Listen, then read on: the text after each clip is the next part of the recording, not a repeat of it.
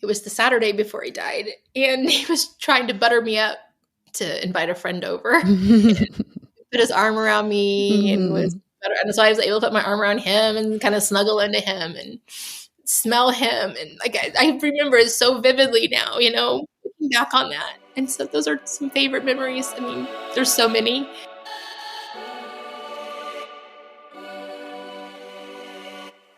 Welcome to Scrolling to Death. I'm Nikki, and today I'm joined by Amy Neville, founder of the Alexander Neville Foundation. And Amy, thank you for being here today. Thank you for having me. Of course. So we were introduced through Laura Marquez Garrett, who's a wonderful human. She's an attorney who works for the Social Media Victims Law Center and is an attorney on the case Neville et al. Versus Snap. And that Neville would refer to you, right, Amy? It would. Listeners here are parents who are concerned about social media, and I think it's important for us to know about the harms that social media can expose our children to. So can you tell us about what happened to your son, Alexander, and why you've joined together with other parents to sue Snap? Sure. Long story short, Alex lived for 14 years. I feel like I could talk about him for at least 14 years at this point, but we'll keep it brief. Long story short, Alexander was a very curious kiddo. And we always knew that this kid was going to have the experimental phase, as a lot of teenagers do. And we thought we were prepared for that. We learned about drugs, we checked social media, we talked to him about these things. But lo and behold, the day came and something was off. And I asked him, what's going on? Are you using something? I want to take you to the doctor. No, Mom, I was up late. I ate something bad. And of course, 14 is the height of puberty. So these mood swings he was having were on par for his personality. But about a day and a half later, he came back to us and he said, okay, I've got to talk to you guys. And he proceeded to tell us three key things. It was a lengthy conversation, but three key things came out of that. One was, I wanted to experiment with Oxy.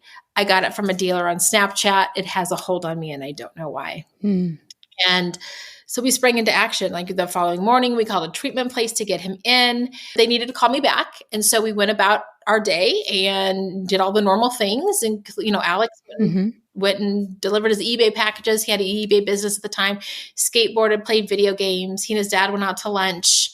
But late in the day, he wanted to go see some friends. And then he came home and we said goodnight. And that was literally the last time I saw him alive. Sometime after 9:00, Alex took the pill that took his life. And, excuse me, first I thought we were dealing with one weird off situation. How could he have died? This doesn't make any sense, right? How would one Oxy have killed him? And that's the day we learned about fentanyl. And at first, I didn't think much about the Snapchat piece to all of it. I just, like I said, I thought this was some weird one-off situation. But as the days progressed, I started meeting families who lost their kids through drugs purchased on Snapchat. And I very quickly realized this is a thing. This is something that is happening to children all across the country. Families like myself are waking up and finding their kids dead in the bedroom. What used to be you'd have to go to a scary place. There was a stereotype attached to it. It's in our kids' bedrooms now 24/7, right there in their pocket. And so we started really exploring that.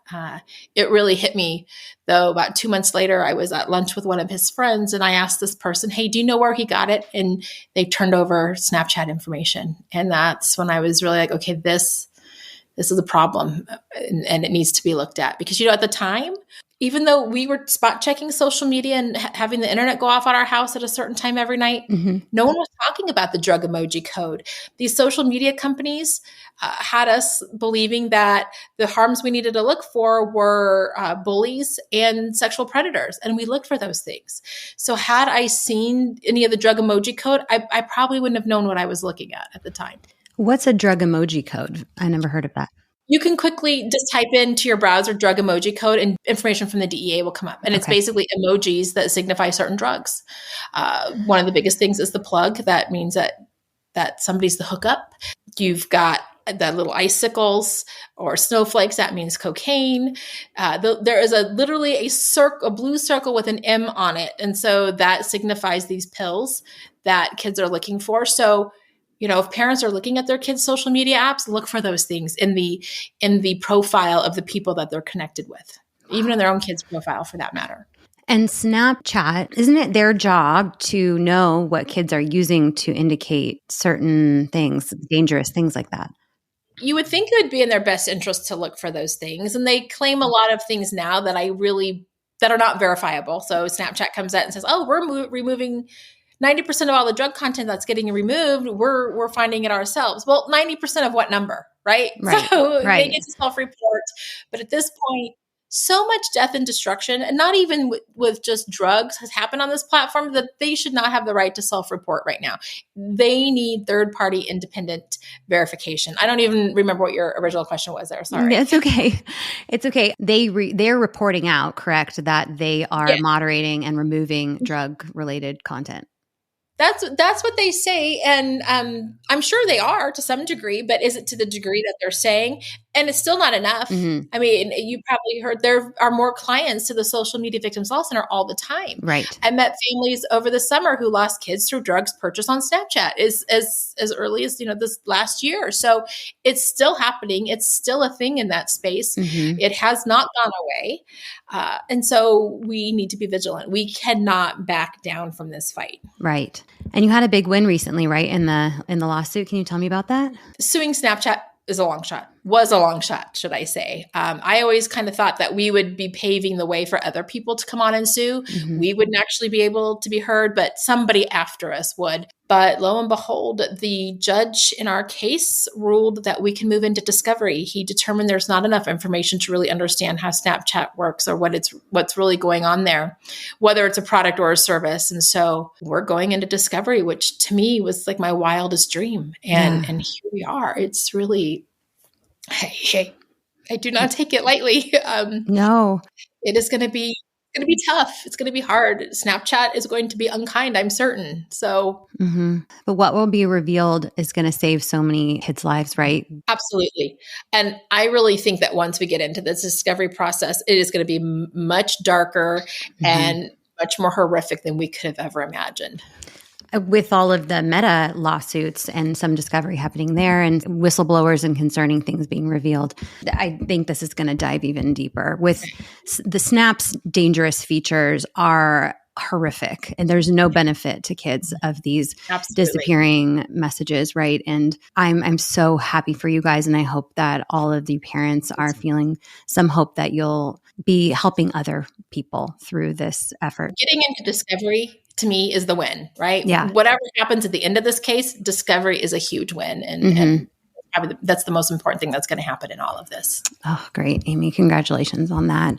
And I think parents generally just don't know that this is happening when it comes to drugs being sold through Snapchat. I've heard someone say it's like getting a pizza delivered. You can just get a pill delivered right to your door. Is that true? Yeah, absolutely, delivered right to our house. Our kids don't even have to go anywhere to get these things. It can be mailed to them, It can be dropped off at the park down the street in a bush, and then your kid can just ride on their skateboard down there to pick it up. There's so many different ways that it's, coming right to your front door. Mm-hmm. Is it, from what you're seeing, random drug dealers contacting kids, or is it friends from school, or a little bit of both?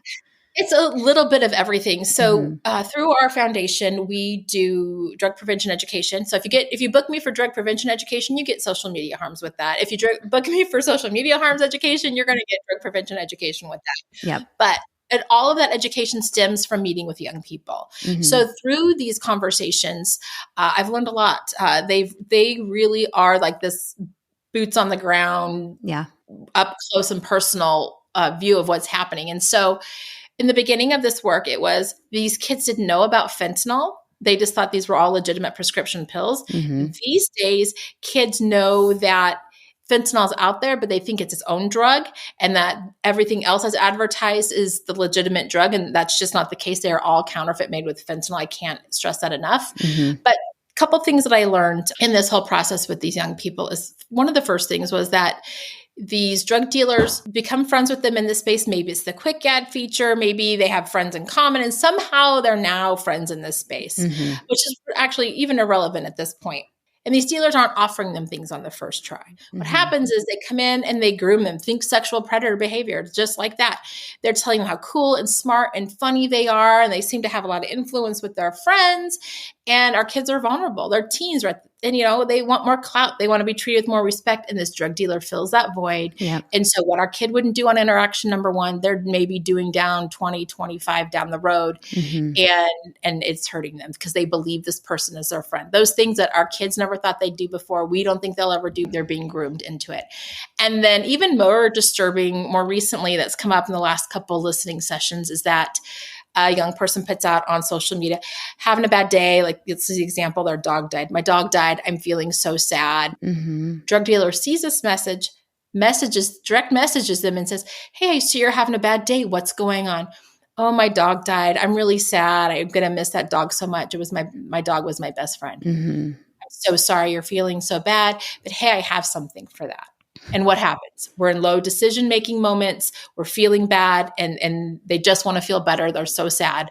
They take them up on it. Some people, it's a pint of ice cream. Some people, it can end up being a deadly substance. And so it's really disgusting how these apps give that kind of access to our kids. Yeah, allows them to be preyed on. Absolutely. Totally to be taken advantage of. Right. Yeah. So, and a couple parents reached out, like, how do kids even go about buying drugs? I don't understand how this works. Are drug dealers just randomly contacting them? And it makes sense because they're allowed this platform. I mean, it's a whole spectrum of ways that it's happening. Yeah, but it's uber accessible. Like, it's uber accessible. And I make no bones about it. My child wanted to experiment. My kid falls into that, somebody who wanted to experiment. But I've met other families where they couldn't afford a prescription painkiller after the child had a tooth pulled. And so they go without, and the kid puts it out on social media. They need something, and now they're gone.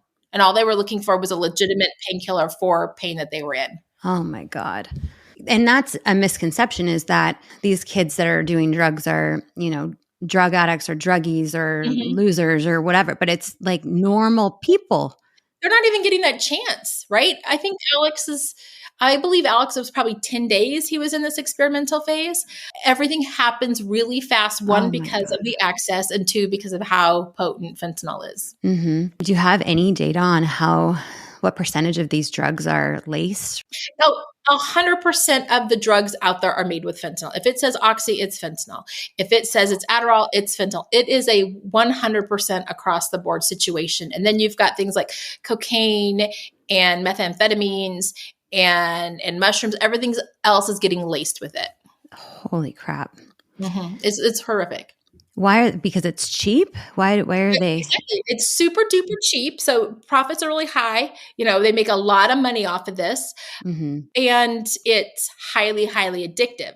So, like Alex told us, it has a hold on me and I don't know why. Alex looked at how much to take for his size without getting hooked on it. And that's what he was interested in doing.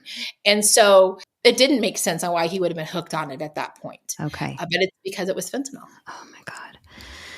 Okay, so you spearheaded a new documentary, like short documentary film called Come Back Home, and I watched it earlier this week and found it to be so powerful. You come at it from the perspective of the siblings, which is just so tough to see, but I walked away like with my eyes wide open. Like, this crisis with fentanyl is serious and real and can affect anyone, like not just what you would assume, drug addicts or whatever. So can you tell listeners about the film? It's really important to me and our foundation. Our work that we do is primarily with youth. I speak at conferences, I speak to work groups, you name it, I will talk to you. But my heart and soul of what I do is really the teens and their families. Yeah. And I really believe at the end of the day, kids are going to get us out of this mess, right? They're going to be the ones that can really take back the power from these social media companies. Yeah. They are the ones that are going to tell us enough is enough with these things. And we need to provide them platforms to do that. And that's really what this film is. So it brings in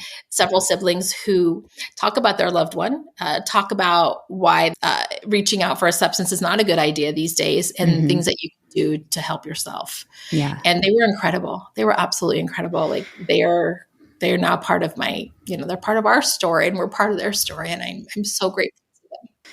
They're so strong to be able to sit and do that. I was amazing. Yeah, tearing up the whole time. And I've been talking to some young people as well. Lately, I've been focusing on cyberbullying within gaming and Discord and some of those platforms, and just the ruthless kill yourself language that goes on in those platforms. And I was curious to talk to gamers about, young adolescent male gamers about this. And I am just blown away at how smart and kind. They want to be heard. And so, we're at this disadvantage as adults these days because we're trying to guide our kids through their teenage years with a lived experience we've never had. And so we really need their help in this space to really understand what's going on. But can I cuss on here? Yes. In my very first listening session I had, one of the youth said to me, just don't bullshit me. And so I have made that I made a commitment to that. And I tell these kids the truth. We talk about it. Every presentation I go and do, I hear from kids afterwards wanting naloxone because they're worried about their friends or their extended circle of friends, or they're hanging out in places where these things are happening, or they're worried about their own parents' drug use, or how can they really anonymously report cyberbullying or any inappropriate content that they're seeing? Like, they want to do something. But one of the most interesting things that has come up has been so Snapchat has a snap streak, right? That gets to come back every single day. And that's really so Snap can collect their paycheck on them, right? But they're like, I hate it. But they have the compulsion to go do it. So Snapchat has created this compulsion in with our kids that they almost feel like they have no control in going back and showing up and making sure they don't break their Snap streak. So it is just, it's sick. It's sick and it's dark all around. It's like blatantly encouraging addiction in children. That is so disgusting. I wish I could talk to someone at Snapchat who's in these conversations, deciding these things, because it's insane. Well, I'm going to tell you, our first, we've been there. We've been down that path. And the first conversation we had with them, it was spring of 2021. And long story short, there were several families on there. Half of us loved what we heard, and half of us were like, what in the hell is going on? This is a bunch of crap. And I fall in the latter half of that. And to summarize, they came at us and said, so sorry for your loss. We had no idea this was such a problem. Which is a lie, right? Right. In my opinion, that's a lie, because you see it showing up in the news that you have a drug problem on your platform. This starts in 2017. And if you don't get a handle on it, it's going to be out of control. And now we're all the fallout from that, from them ignoring those messages. So messed up. It is so messed up. Just lying. Yeah. They're just lying. It's really disappointing. And parents, unfortunately, are faced with the decision of not just when to get our kids a phone, but every kid's going to need a phone. But do we have to give them social media? Do we have to introduce it to them? Is it our responsibility? Because they're going to become an adult and probably sign up. So should we be teaching them how to use it safely? We do need some sort of literacy, right? But I think but the story that really strikes me there is, you had Kristen Bright on. Yeah. Is Carson. I share Carson in my, we do a social media and self-esteem presentation, and Carson is part of that presentation. And I always tell everybody, Carson, things that his mom has told me, that Carson felt like he was the last kid in the world to get a phone and to get social media. Like, Carson was 16 when he got on social media, when he got his first phone and got on social media. And the kids are always like, oh, wow, that's so late. Like, in their mind, it's forever. I'm like, right. And I'll ask them, how old do you think Carson was when he died? And then they're like, they think about it. I'm like, Carson was 16. Like, and Kristen and her husband, they prepared him. They did the things any of us would expect a parent to do. And here they are, And so it's hard. It's situational, right? I think the emotional maturity might really kick in around 17, 18. I've seen some studies where if you can put it off to about 17 years old, they don't care about it as much, But you also see instances where kids who aren't on social media are still victims of social media because somebody on Instagram's taking their picture, saying disparaging things about them and posting it. Yeah. So our kids do need to have some level of literacy around social media, whether they're using it or not. But yes, the whole goal is to really, hopefully, to get them to not care about it, to not hinge their whole identity on what's happening in those spaces. Yeah. And that likes on social media are not real likes and not likes in real life. No. And they need to get value and self-esteem from their in-person relationships and their accomplishments outside of the screen. Yep. And you hear from kids, I think 17 and 18, where they see how it's affecting their friends negatively and their mental health and their activity levels. And they're like, oh, I actually don't want to be like that kid.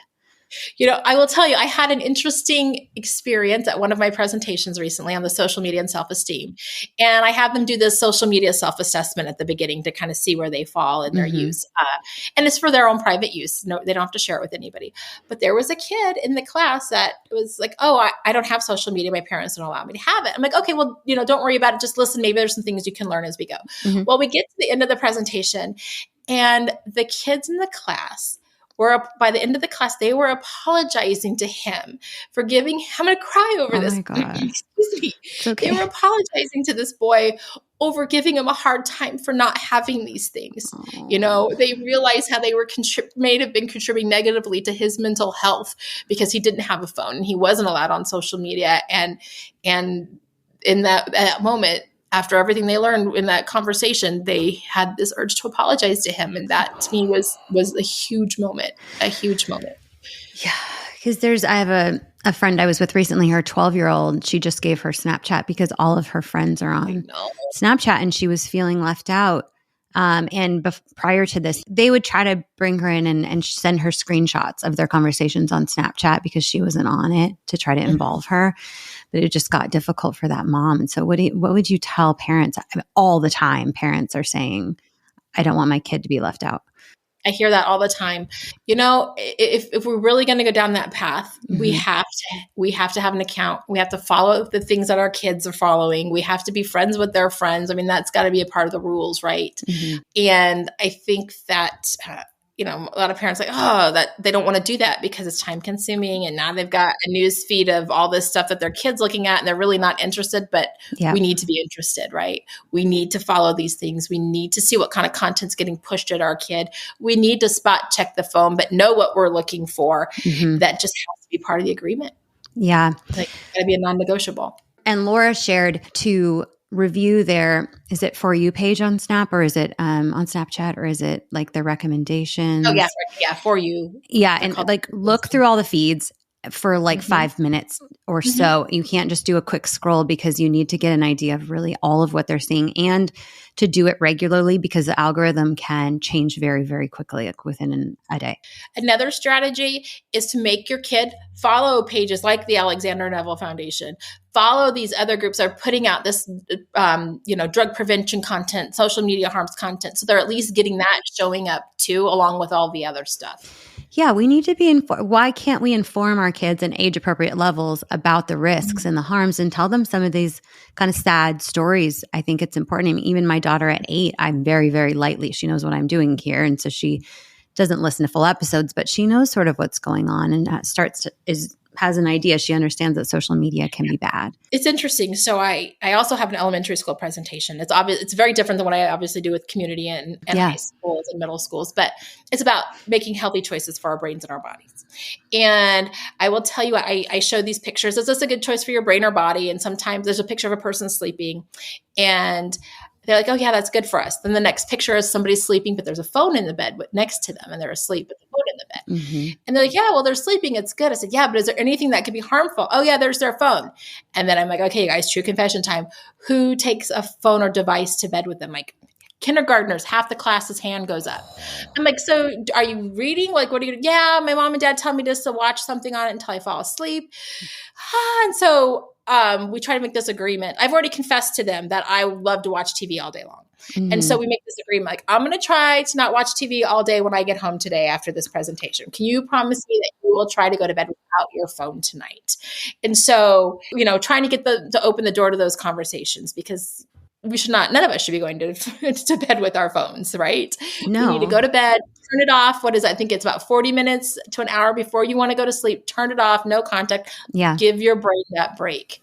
And so we need to do that for our kids. It blows my mind. And these kids tell on their families like you wouldn't believe. I show up a picture of the pills and these kids have seen these pills, whether it be on the news or an older sibling in the house had them, or their uncle lives with them, is selling them out of the bedroom. You name it. I've heard it from elementary school kids. We have got to talk about these things because they are seeing it whether we like it or not. There's a lot there. I mean, these young kids are scrolling on their phone and watching videos at bedtime on their own in their rooms. I know. I about fell out. My kids are still at that age where you didn't get a phone when you were in elementary school, right? It still wasn't a thing yet. Every time I ask a kindergarten class, and half the class will go up with their hands go up, it blows my mind every time. Okay, so right, so we don't have iPads or tablets at home. We have very restricted TV time. They're not going to have phone. I mean, and we have options with kid safe. I don't like that word, but phone products available now, like Bark and Pinwheel. There's watches if you need to know where they are, and maybe call them really quick. So we have options, but that doesn't mean that other families are going to make similar decisions. So, there's a kid in my son's class who I heard through the grapevine has an iPad at home and in first grade watches porn on his iPad, naked people having sex, and his older brother kind of told on him. And I'm like, this kid is so now do I have to have a conversation with my 6-year-old about porn? Right. They're talking to each other. I will tell you, Alexander was doing homework one night when he was probably about 7 years old. And there was this file on the right, and it was something he came across online. It was pornography, but he was online doing homework, and somehow this came to be. Was that a school device or a personal? It was an at-home device. He was doing it at home. Okay. So, and I'm sitting there in the kitchen making dinner or whatever, and I don't even know. I mean, I wish I knew then what I know now, right? Because I would have investigated, like, how did this get here? Yeah. Somehow it got there. And I just thought it was something weird that happened. And so we got rid of it right away. And he wasn't even really sure what he saw at that age, Yeah. We talked about it at that point. We had to have a conversation about it. Right. So yeah, I don't even know, at this point. Yeah. And someone messaged me yesterday, was like, how do I may restrict within my home, but my kids are going to see things on, they have a friend with unrestricted access on their phone or their iPad. And so I was like, you can have a conversation with that other kid's parent and kind of compare notes, but number one, make sure you are talking with your kid about what they might see and what's appropriate. Reassure them they can always come to you if they see something that is strange or uncomfortable, and that they're not going to be in trouble, and you're not going to, punish them if they see something. And that's usually when I give presentations to parents, and I'm like, okay, now I know you guys want to go home and take Snapchat off your kid's phone. Yeah. That's only going to create more problems. So ask your kid, what have you seen about drugs on Snapchat? Have you seen anything? I just learned this thing tonight. And the way our kid answers that question is going to give us any red flags. Yeah. But sometimes kid hasn't seen anything, but it opens the door to conversation. But, I have been receiving inappropriate pictures, or so-and-so's getting bullied. It can open a door to bigger things. Yeah. If I could plan it, if I could design it myself, it would be kids are not getting onto their phones and apps and that type of thing until they're about 17 years old, right? And I say that as a mother of a 15-year-old who has a phone, but she's not active on social media. She doesn't really even care about that. So, which is great at this point in my life. Thank God. Yeah, right. Yeah, right. Seriously. But if we could put it off till 17, but give them some social media literacy along the way of things that they could be experiencing in their life, through other people. And then also, if we are, 13 is the age everything's recommended for, right? So we have to hit it really hard as we ramp up to actually, if you're the parent that's going to let them have it at 13, we have to hit it hard and really understand the rules and set up some really big expectations and non-negotiables right at the beginning of the whole thing. So that way you can carry that through until there's that point when they're 17, 18 years old and you don't have to babysit the social media anymore. Yeah. I just think 13, if you're giving them social media at 13, they're growing up way too fast. They really are. But, these companies have also duped us into it, right? Yeah. They look how fun and silly and great this is. Look at these fun filters. Who doesn't want to do that, right? It's fun and it's silly. And my kids first got on social media and started their Snapchat accounts. I think it was like around 11, 12 years old, Alex first got it. But the director at the YMCA that he was going a couple days after school, had it. And she was a very good friend of mine. And she liked to connect with the kids through that she had at the YMCA. Okay. So our introduction to it was this fun, silly way to keep connected. And I know I sound naive now, but I had no idea of this deep, dark side. And then I hear from people, oh, well, you just need to take it away from your kid. I wish it was that easy. devices, these apps have all been designed to keep our kids hooked and take the phone away for 24 hours. If your kid has a compulsion to get that phone, we got a bigger issue here. Yeah. They can't go without it for 24 hours, or you've dropped them off at school and they're freaking out because they don't have their phone. We got a bigger issue here. And we really need to explore this really down the lines of addiction. Yeah. And help our kids out. Absolutely. So would you say for parents that have younger kids that are coming up to these ages where they're going to want social media, would you just say avoid Snapchat? Like maybe try out Instagram? I would avoid Instagram too. Instagram's no better. I mean, Right. Go on. Fair Play has a great study on the anorexia bubble. You could look it up, Fair Play anorexia bubble, Okay. and see what happens to our kids and how they get groomed on there through the ads and everything. When my daughter was 14, the algorithm knows she's 14. I swear it was like the week of her 14th birthday. She's like, Mom, she shows me some ads. It's diet pills and push-up bras. Why? Why does a 14-year-old need that? Oh my God. Yeah, there's some crazy studies, and I just feel so grateful my kids are 8 and under, and I just am able to have some time here. Are you supporting any legislation that you feel like would help? COSA all the way. Okay. Yeah, I support the Kids Online Safety Act all the Yeah. way. You know, it's got the duty of care in there. It's got the third-party auditing in there. And those are 2 key pieces that I think are the most important. We did a study through the foundation. It's on our website, actually, and we wrote a paper at the end, the best practices to end drug trafficking on social media. And that was the 2 big things that came out of that, was the duty of care and the third-party auditing. So it supports that.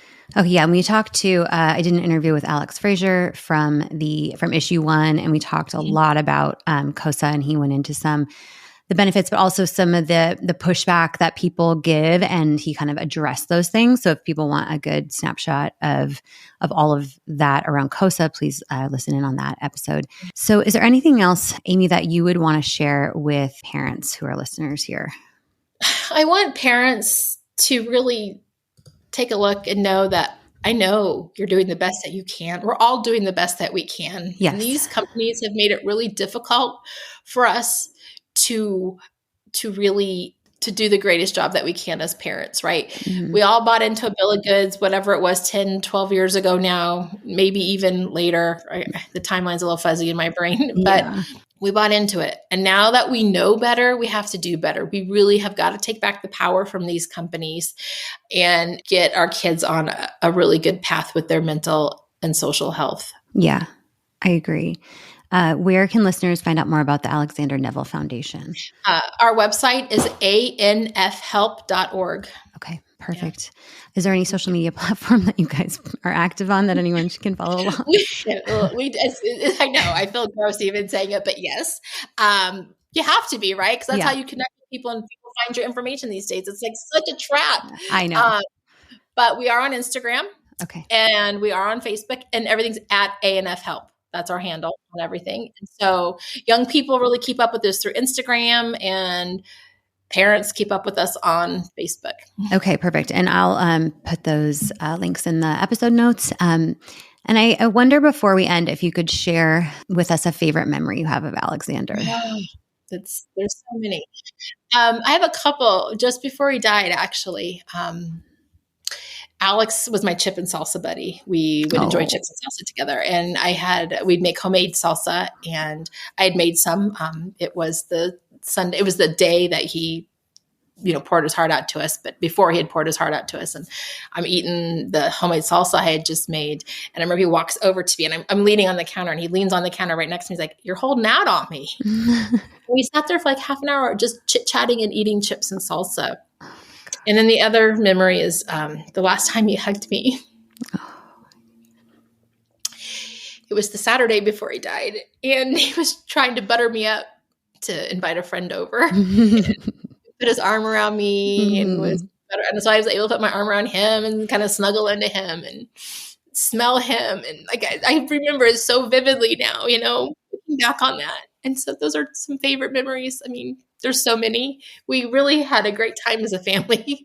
So many of our interests, experiences that we went out and did, vacations, et cetera, revolved around Alexander's interests. And so we were able to go on some really great adventures because of him.